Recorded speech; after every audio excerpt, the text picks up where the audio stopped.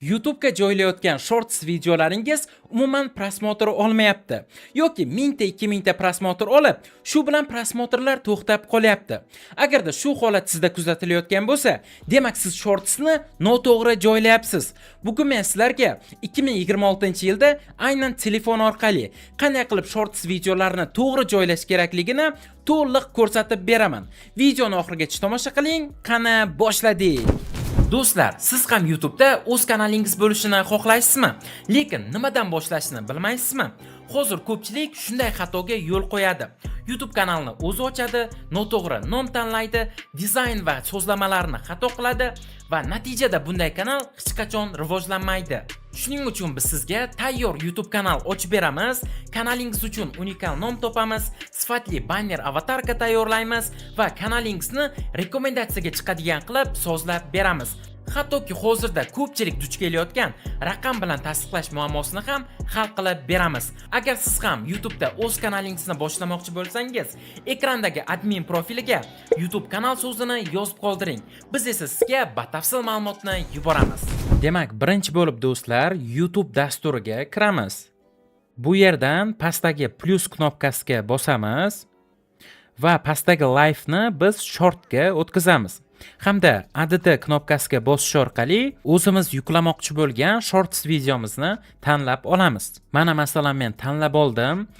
Bu yerdan biz videomizni 40 ga bo'lishimiz mumkin. Ya'ni hozirgi video 33 sekund bo'ladigan bo'lsa, misol uchun men buni 20 sekund qilib kesib olishim mumkin. Lekin odatda bizga bu funksiya kerak bo'lmaydi. Shu uchun videoni bu joyini tegmaymizda, pastdan shunchaki next knopkasiga bosamiz. Endi esa do'stlar, bu joydan biz videomizni montaj qilishimiz mumkin. Bunaqangi professional montaj emas, lekin o'zgartirishlar kiritishimiz mumkin. Eng zo'r funksiya bu yerda do'stlar, tepadagi add sound funksiyasi bo'ladi. Ya'ni biz musiqa qo'shishimiz mumkin. Bu knopkaga bosamiz va do'stlar, bu yerda bizga trenddagi eng zo'r musiqalar kelib chiqadi. Bularni eshitib ko'rib biz albatta birortasini tanlab olsak bo'ladi. Lekin do'stlar, bizga hozir bu kerak emas.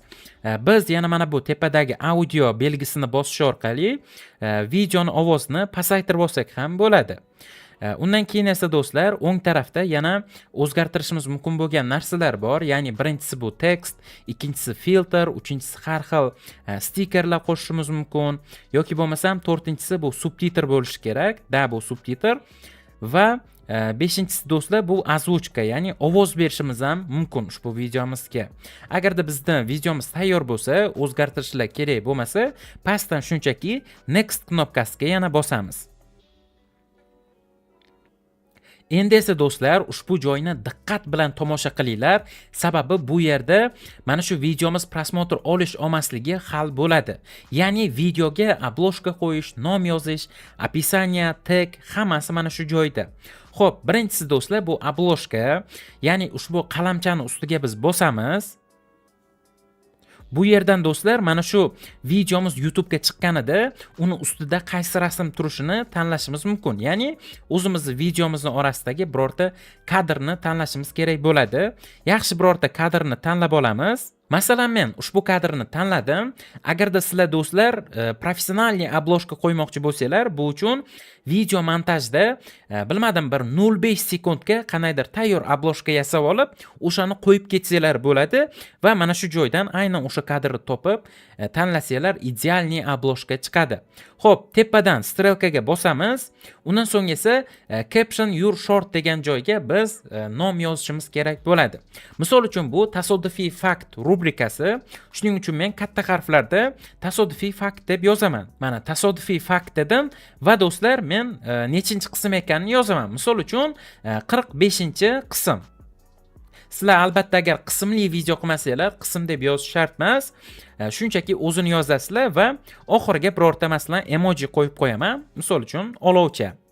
Undan so'ng esa do'stlar, biz pastga show more knopkasiga bosamiz hamda mana bu joyga bosishimiz kerak. Bu yerdan biz unlisted ga qo'yib qo'yamiz do'stlar. Birdaniga public qilib yormanglar, sababini keyinroq aytaman. Ya'ni bu ruschada доступ по ссылка bo'ladi. Video birdan YouTube'ga chiqib ketmaydi. Mana shuni belgilab qo'yamiz va orqaga qaytamiz.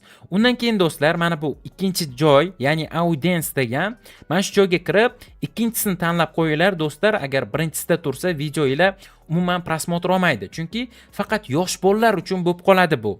Qanaqa video joylasanglar ham farqi yo'q, yosh bolalar uchunmi, kattalar uchunmi video, mana shu ikkinchisiga qo'yinglar va pastga tushirib do'stlar, buni ham mana shu ikkinchisiga qo'yishinglar kerak. Bu juda ham zarur do'stlar. Va orqaga qaytamiz. Endi esa do'stlar, uchinchisi bu описание. Mana shu joyga bosamiz. Bu yerga do'stlar описание yozishimiz kerak. Men sizlarga tavsiya qilaman, shunday orqaga qaytib, ushbu videomiz nomini ko'chirib olishni. Mana masalan ko'chirib oldim. Описаниеga o'tib do'stlar, xuddi shu joyga birinchi qatorga qo'yaman ushbu nomni. Nimaga do'stlar? Chunki qidiruvda bu tepada chiqishga, birinchilardan bo'lib chiqishga yordam beradi. Bu sekret do'stlar, shuning uchun bundan foydalaninglar. Prosmotrni ko'paytirib beradi. Undan so'ng esa biz videomiz haqida nimadir yozishimiz mumkin. Mana masalan ushbu videoda siz qiziqarli tasodifiy faktlarni tomosha qilasiz deb yozdim. Agarda ChatGPT dan so'rasanglar do'stlar, uzunroq qilib, zo'r qilib yozib beradi. Men prosta sizlarga ko'rsatib beryapman. Endi esa pastga tushib do'stlar, biz Instagram, Telegram kanallarimiz manzilini ham yozishimiz mumkin. Mana do'stlar, Instagram bilan Telegramni yozdim. Endi esa do'stlar, biz oxiriga 3 ta hashtag yozishimiz kerak. Bu juda ham muhim do'stlar. Prosmotr olishini asosiy sabablaridan biri hisoblanadi. Buni albatta yozinglar. Buning uchun do'stlar, mana bunaqangi panjarani bosamiz. Undan keyin esa do'stlar, biz videomiz mavzusidan kelib chiqib 3 ta hashtag yozamiz. Misol uchun men faktlar deb yozaman. Mana birinchisi faktlar, ikkinchisiga do'stlar men tasodifiy faktlar deb yozaman. Mana yozdim. Uchinchisiga esa do'stlar men kanalimning nomini yozaman, ya'ni Vigetda. Do'stlar, 3 tadan ko'p hashtag yozmanglar, 3 tadan ko'pi hisobga olinmaydi va hech qanaqa foyda bermaydi. 3 ta yozgandan keyin biz orqaga qaytamiz va do'stlar, bu yerdan location bizga kerak emas, ya'ni manzil umuman kerak emas va do'stlar, mana bu joyga ham e'tibor beringlar. Ya'ni related video degani bor. Bu juda ham muhim narsa do'stlar. Ya'ni do'stlar, bu bizning shorts videomizdan keladigan prosmotrlarni uzun videomizga o'tkazadi. Bu juda ham foydali funksiya do'stlar, albatta foydalaninglar. Buni ustiga bosamiz va do'stlar, uzun videolarimizdan birortasini tanlaymiz. Misol men oxirgi 7 kun oldin chiqqan 57 mingta prosmotr olgan Roblox haqidagi 100 ta fakt videomni tanlayman do'stlar. Mana tanladim. Bo'ldi. Videomiz ulandi ushbu shorts videoga. Undan keyin esa do'stlar, playlistga qo'shishimiz mumkin. Mana bizda juda ham ko'plab playlistlar bor. Misol uchun bittasiga shunchaki qo'shaman. Bu unchalik ham muhim emas. Endi esa do'stlar, biz eng muhimi, ya'ni taglarni qo'shib olishimiz kerak. Ya'ni do'stlar, mana pastdan tags degan joy bor. Mana shu knopkaga bosamiz va adada tags bor. O'sha joyga do'stlar kalt so'zlarni kiritishimiz kerak bo'ladi. Bunga do'stlar videomizga aloqador taglarni yozishimiz shart. Misol uchun sizlarning videoinglar faktlar haqida bo'ladigan bo'lsa, bu yerga mashinalar tam yoki bo'lmasam yangiliklar deb yozib tashamanglar. Videoinglar qanaqa mavzuda bo'lsa, aynan o'sha mavzuda yozinglar. Masalan, men birinchisiga tasodifiy faktlar yozaman. Mana yozdim. Undan keyin do'stlar faktlar deb yozaman. Faktlar, qiziqarli faktlar yozaman. Qiziqarli videolar deb yozaman. Masalan, qiziqarli videolar, yana faktlar yozishim mumkin. Undan keyin esa Vigeta deb yozaman do'stlar. Mana shularning o'zi yetarli. Ko'p tag yozib tashamanglar do'stlar. Ko'p tag yozdim degani bu videoim ko'p prosmotr oladi degani emas. 4 ta 5 ta yozsanglar yetarli, faqat zo'r taglarni ishlatinglar. Xo'p, undan keyin orqaga biz qaytamiz va do'stlar pastdan upload short knopkasiga bosamiz. Mana do'stlar, bizning videomiz joylanishni boshlayapti. Kutib turamiz. Mana pastda necha foiz bo'lganini ko'rsatyapti. 51-52% bo'ldi. Xuddi shunday tarzda 100 bo'ladi. Undan keyin do'stlar biz videoni davom ettiramiz. Ya'ni hozir shunchaki YouTube ga joylayapmiz, lekin boshqalarga ko'rinmaydi. Mana do'stlar, videomiz joylandi. Endi esa do'stlar, biz YouTube Studio dasturiga kirishimiz kerak. Ya'ni Tvorcheskaya studiya deyiladi bu. Ushbu dastur agarda sizlarda bo'lmasa, Play Market yoki App Store dan bemalol yuklab olsanglar bo'ladi. Mana shu dasturga kiramiz. Hamda do'stlar, pastdan content degan bo'limga o'tamiz. Bu yerdan esa shorts degan bo'limdan mana посмотреть всё bor. O'shani ustiga bosamiz, bizning shorts videolarimiz chiqib keladi. Birinchisi do'stlar, mana tasodifiy fakt, e'tibor beringlar do'stlar, pastida idjot proverka degan narsa chiqyapti. Ya'ni do'stlar, videomiz hali YouTube ga joylandi, lekin hali tekshiruvda. Agarda biz mana shu joydan hali proverkadan, ya'ni tekshiruvdan o'tmasdan birdaniga videoni ochib yuboradigan bo'lsak do'stlar, videomiz odatda prosmotr olmaydi. Shuning uchun ham do'stlar, men sizlarga Dostupga ssilka qilib yuklashni maslahat berdim. Bu yerdan ozgina kutamiz, unaqangi ko'p vaqt ketmaydi. Mana ko'rdinglar do'stlar, o'sha proverka degan yozuv yo'qoldi. Ya'ni endi bemalol biz videomizni yuklasak bo'ladi. Videomiz tekshiruvdan o'tdi. Xo'p, endi buni ustiga bosamiz. Tepadan do'stlar qalamchani ustiga bosamiz. Va do'stlar, bu yerdan biz agarda xohlasak, Dostupga ssilkani ustiga bosib, открыть seychasini bosib, shunchaki сохранить qiladigan bo'lsak, videomiz hozirning o'zida YouTube ga chiqadi. Agarda biz hozir emas, bir xil vaqtda chiqishini xohlasak do'stlar, buni ustiga bosib, pastdan запланировать publikatsiyaga bosamiz va bu yerdan biz qachon videomiz chiqish kerakligini tanlaymiz. Men sizlarga maslahat beraman do'stlar, bir xil vaqtda shortsni yuklanglar. Ya'ni, misol uchun men odatda videolarimni agar shorts joylasam, soat kechqurungi 7 da joylayman. Buning uchun ustiga bosamiz.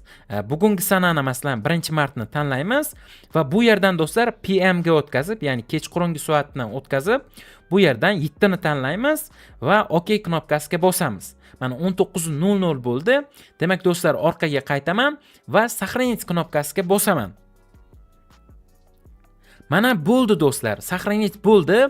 Endi ushbu videomiz bugun xudo xohlasa 19:00 da YouTube ga avtomatik tarzda chiqadi do'stlar. Mana do'stlar, YouTube ga shorts joylashni professional tarzda o'rganib oldingiz. Endi siz YouTube ga shorts videolar joylash orqali pul ishlashingiz ham mumkin. Lekin buning uchun sizga Amerikan YouTube kanal kerak bo'ladi. Agarda sizga Amerikan YouTube kanal kerak bo'lsa, bizga murojaat qilishingiz mumkin. Biz kanal ochib berish xizmatimizda sizga yo'nalish tanlab beramiz. Sizga kanal ochib, noldan professionalni настройка qilib beramiz. Sizga Amerikan YouTube bo'yicha videolar tayyorlashni o'rgatamiz va qanday qilib kanalni rivojlantirish strategiyasini ham beramiz. Amerikan kanal ochib berish xizmatimiz haqida batafsil ma'lumot olish uchun ushbu Telegram manzilga YouTube kanal so'zini yozing va atigi bir kunda o'zingizni Amerikan kanalingizga ega bo'ling. Keyingi videolarda ko'rishguncha, xayr.